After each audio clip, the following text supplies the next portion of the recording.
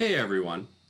If you're an independent music creator like myself who uses Spotify as one of the major means of getting your music out, this story is going to frighten the pants off you, and it should. But I think you have to be aware of it. We all need to be aware of it. So let's just jump right in. On June 26th, Brad Petering and Jason Wyman of the popular indie band TV Girl checked their Spotify artist page and found that they'd uploaded a new single. The song, which had been posted that morning, had triggered a notification for each of their 119,000 Spotify followers, good go guys, urging them to check it out. It also appeared on Release Radar to over 1 million monthly listeners. So this was widely broadcast. For an independent artist, this was like a big this was a big release. There's a problem though. Right away, Brad and Jason were confused. They hadn't greenlit a new single, and the cover art, which was a high-res photo of two hands clasping, right? Was a far cry from their usual two-tone film grain aesthetic. So, just to recap, they woke up one morning, someone had released a single under their name and appropriated or destroyed their aesthetic image. Twofer, right there. All right. So baffled, they listened to the song, and this is going to be makes it even worse, and more red flags went up. It was obvious, at least to them, that it wasn't a TV Girl song. So it hadn't even been a pirated version or whatever. Instead, the hypnotic bedroom pop the band built its following on, this was generic sanitized EDM.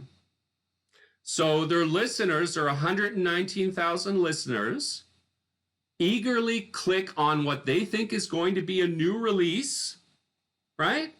And they're expecting to hear hypnotic bedroom pop, and instead they get whoompa, whoompa, whoompa. Oh, I'm sure that this just did wonders for their career. People were popping out of the woodwork, I'm sure, to start following them. Unbelievable. So, continuing.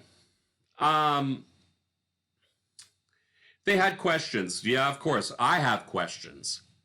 Had someone hacked their account to troll them? Possible, right? It's always possible. Stranger things have happened. Was it a scammer making money by impersonating their band? Well, it wasn't, because it wasn't even their own music. They just appropriated their name.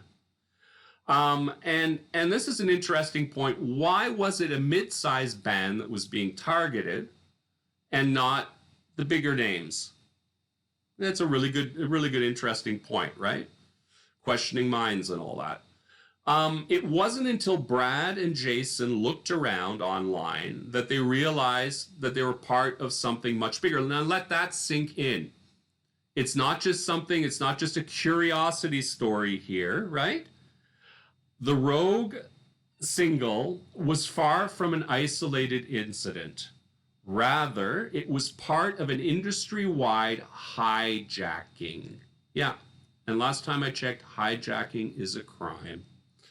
One that had targeted at least a dozen artists that week alone. So we're getting into at least hundreds of artists that this is happening to, right? So pay attention here. Searching through online music forums, they managed to find 11 other artists who'd unwittingly uploaded EDM tracks. And here I'm going to take issue with the article. They didn't unwittingly upload anything. If it's the same story as what happened to TV Girl, someone just uploaded it in their name. So they had nothing to do with it. They are completely and 100% the victims of this. They didn't make a mistake here. There are bigger issues at play, as we'll find out. So keep that in mind. 11 bands. Now, when Brad and Jason, who aren't on a label like me, like most of us, right? We're all completely into indies, contacted Spotify directly to try to resolve the issue. All right, they got caught up in lots of red tape, which is not surprising. Having released a single, the amount of red tape involved is truly frightening. That the industry seems to thrive on it. Apparently, because they don't own the copyright on the name TV Girl, right? So I'm a bit confused with that, but okay. Technically, anyone can upload a TV Girl song. Let that sink in. So you built up a reputation for your band, and anyone can just go and take it and use it for whatever they want. Where are the controls? Where are the controls?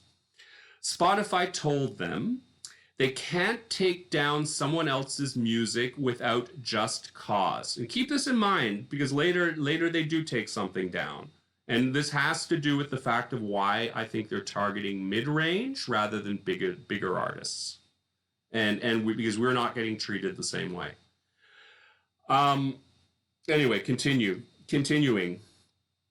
And when asked if they could at least take the song off of the main TV Girl page, they said they were working on it. All told, that ended up taking 2 whole weeks. 2 whole weeks of fans eagerly listening to the EDM, right? When they were expecting to listen to the band they were fans of. To Brad and Jason, it felt like Spotify was dragging its feet because they were.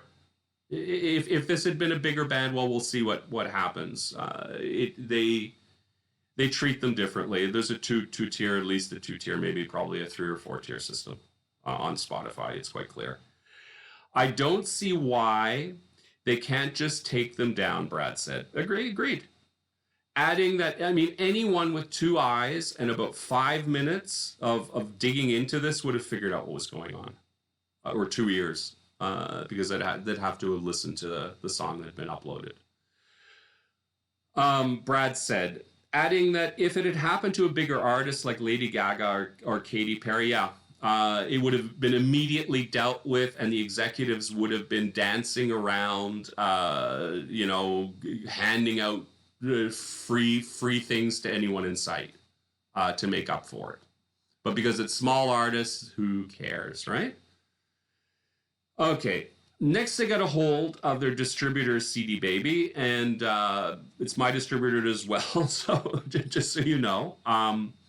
While they weren't able to remove the song that way, right, CD Baby did manage to find out how the song had been uploaded. And supposedly it had been through a company called La Coppola Music, which is based in Barcelona.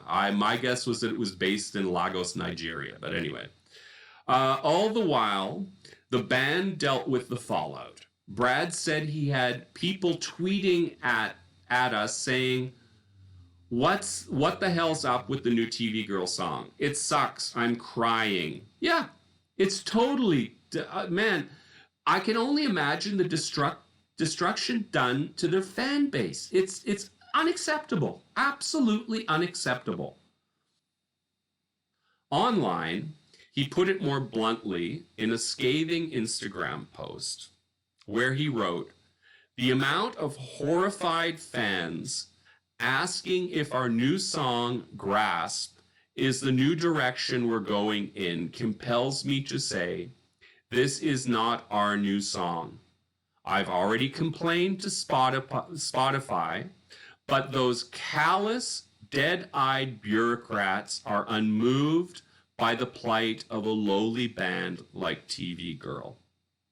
As long as they can pad out their diseased coffers with a few more micro streams."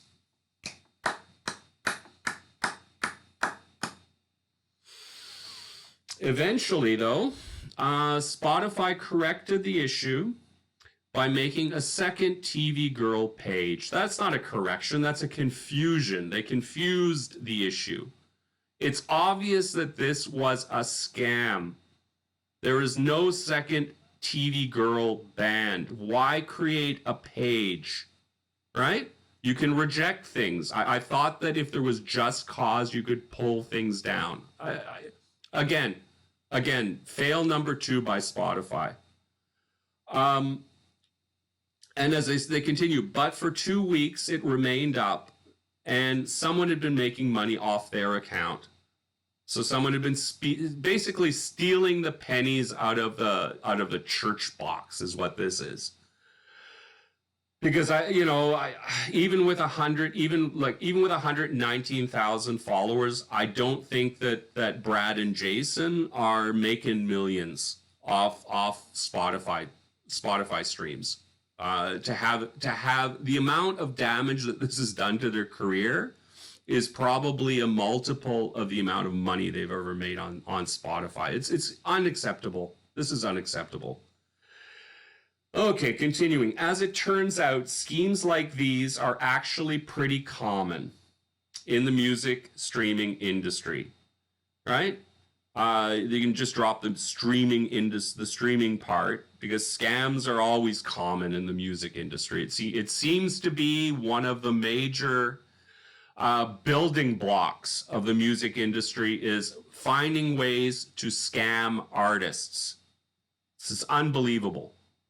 Gets me so mad. This stuff gets me so angry. Anyway, continuing. Sherry Hu, music tech writer, and hopefully, Sherry, I got your name right, and author of the newsletter Music and Water, which is great. It's well worth subscribing to, and you'll find it down in the info box. Says that as a Spotify user, she runs into these scams often, usually on the Release Radar or Discover Weekly playlists, which are both, I think, automated playlists. So maybe with all the billions of dollars that Spotify plans to invest in Europe, they could invest a few of those dollars somewhere in Europe. That's fine. It doesn't have to be anywhere else. In hiring a few people to actually oversee these automated lists. How much would it cost? A couple $100,000? It's a rounding error on what he's planning on investing in other things. Maybe you should invest it first in the business that's actually made him the money. Anyway, continuing. According to Sherry, the blame lies more with the music distributors than the streaming platforms themselves. I don't know if I agree. When an unsigned artist or small label wants to put a song on Spotify, they have to go through a third-party distribution service like CD Baby to get it done.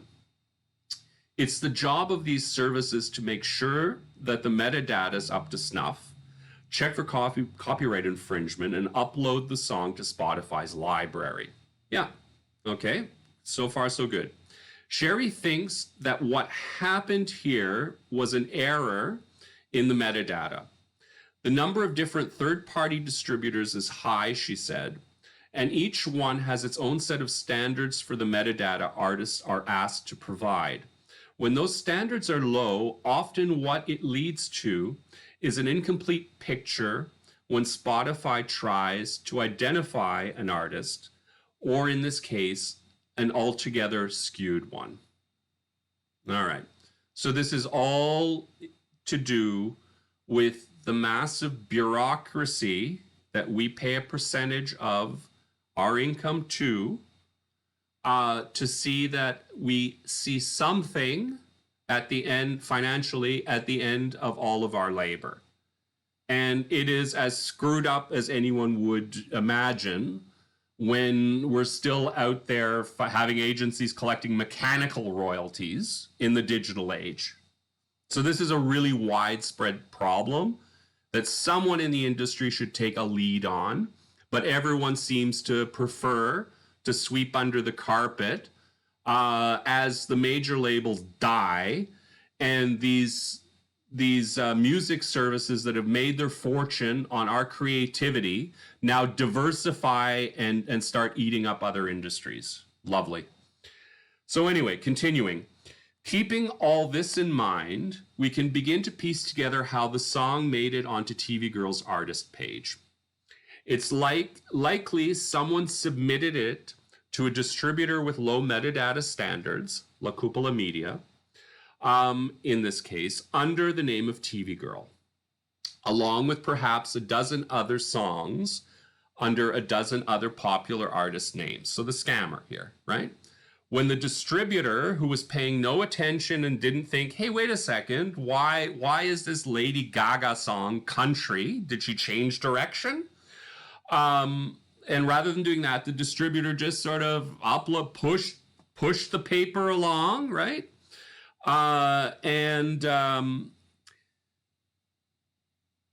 uploaded the song to Spotify, who wasn't paying any attention because it's all automated, and they've also pushed off as much of the work to others. And instead of creating a new artist ID tag, because that would have involved doing some work, for the artist named TV Girl, which was a fake, it just used the existing one. Now, whether this was just negligence or they were in on the scam, who knows? But the end result was that the independent artist was the one who got screwed, to be quite honest. As a result, when the song went live, it posted to the existing TV Girl account. Of course it did, because that was the one with 1 million monthly listeners. It wasn't going to post on my account, right? With nowhere near 1 million monthly listeners. Yeah, and it's fertile ground for scammers. Continuing. Further complicating things, because things could not be complicated enough to begin with, is the fact that Spotify doesn't actually delete songs from its library or create new artist pages. That's left to the distributor. So what exactly is Spotify doing other than these? Anyway, whatever. So by the time Spotify and La Cupola Music overcame the bureaucratic hurdles, yeah, right? Accept that at face value, of coordinating to identify and resolve the issue, the song had already been up for 2 weeks, making money for the scammers and destroying the independent artist's career. That friction between the distributor and the streaming platforms is fertile ground for scammers. No shit, Sherlock. And they've found a myriad ways to exploit it, Sherry said. It's not uncommon for scammers to upload bootlegged copies of popular songs to the original artist's account and collect the royalties. This is like criminal. This is crime. Why isn't anyone doing anything about it? It's just like, it's all you're doing is supporting the scammers. It's like you're saying, hey guys, go enjoy your scam. It's sad.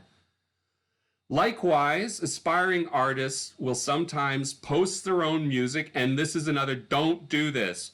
This is absolutely, you're just as bad, if not worse, because you should at least know better. Post their own music to more popular accounts in hopes of finding an audience. That's not how you're going to find an audience, right? That's not how anyone who's doing this, any artist who's doing this is not how you find an audience. This is how you end your career, right? Schemes like these may seem harebrained to some. No, they aren't. This is someone's making money. It's not harebrained. Harebrained is when it doesn't make money. But in reality, people do fall for them.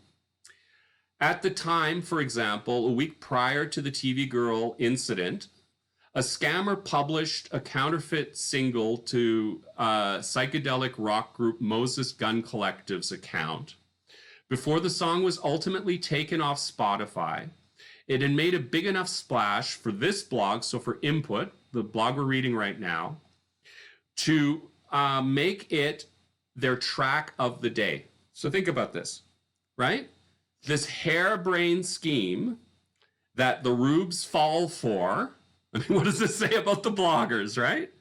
They fell for it too, because these are pretty sophisticated, right? When you think about it. When you go on Spotify, you don't expect that some scammer from Barcelona is going to be uploading the next Lady Gaga single, right? You expect that Spotify is going to have some controls to make sure that something like that doesn't happen. But obviously, they've automated so far that no one even knows what's going on. The machines are in control. Anyway, the resulting duplicate artist page. So on top of everything else, they created a duplicate artist page. All right, was created as they scrambled around to, double the effect of the mistake. So now there's a fake page and a real page. That's not going to increase any confusion. No, of course not. At least the machines who are in charge don't think so. Quickly racked up over 30,000 monthly listeners. The system is broken. It's completely broken. I mean, this is a perfect example of just how broken it is. Okay, anyway, continuing. What all of this points to is a major flaw in Spotify's distribution model. Yes, it does. One that allows scammers to profit off an artist's image for weeks at a time. From a small indie artist's perspective, that sucks. No, it doesn't suck. It destroys careers. People's lives can get ruined from this stuff. Can you imagine? You've spent years to build up a large enough following, right? That you might be making a little bit of money on things. Some scammer swoops in with basically the negligence of everyone you're paying a percentage to. They just don't really care about doing their job. It's all automated. Oh, it's great. And effectively takes over your name, destroys your image, steals what little money you're making. No, it does not suck. It's a lot. I think it's a few levels above suck in my mind. Oh, God. A Spotify page is often the most outward-facing part of an artist's online, persona. So it doesn't just suck. And they work hard to develop a certain set of musical and aesthetic principles that guide it. So you're just arguing against your own point. I mean, where's the editor here? Think a little bit. When that page is stolen, thank you, from the real artist and all that work is undone, it doesn't just suck, right? It can be frustrating and even hurt the bottom line. It's going to hurt more than the bottom line. It's not about the few cents that they're going to lose from the streaming. It's all the fans that have listened to this garbage, right? That was purporting to be from the band and might not listen to another song by them for the rest of their lives online. This is major. This should be a front page scandal, but no one cares. It's truly frustrating.